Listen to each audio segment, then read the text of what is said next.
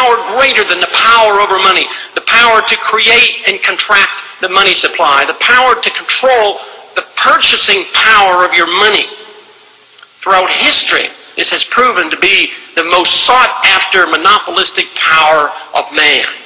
And it has become more sophisticated over the decades and over the centuries, more sophisticated now and more international in scope than ever before. So I see the issue of power and the control over money as being something that we cannot ignore, we must address.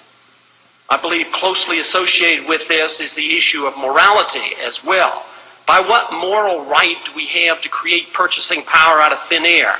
Whether it's done by the creation of credit or Federal Reserve notes, or whether it's the creation of SDRs in an international scope, by what right do they do this? Is it any more moral to dilute the value of your purchasing power of the money you hold in your wallet than it is for the farmer to dilute the milk supply with water?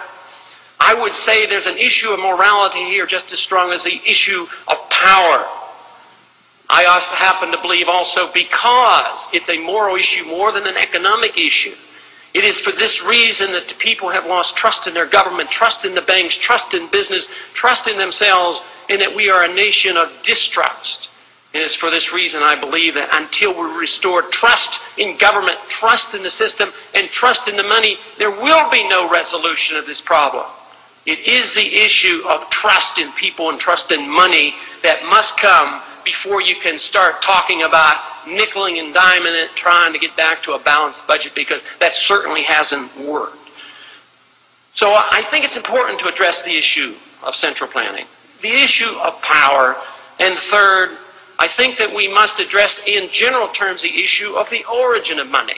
I know that's been talked about, and we recognize, those of us who believe in commodity money clearly understand that money, paper money and credit creation didn't come out of the marketplace. That came out of the heads and the fantasies of the intellectuals and the government officials of those who want paper to be money, but never out of the marketplace. So I would say the paper standard is bucking history, and it's bucking economic law and economic truth, and they only can do it with force and more power to make people accept it. Because economically and historically, paper is not money. It can't be money. It's only money because we're forced to use it, and because there's a residual trust in the pieces of paper that we carried around, because at one time it did have real value.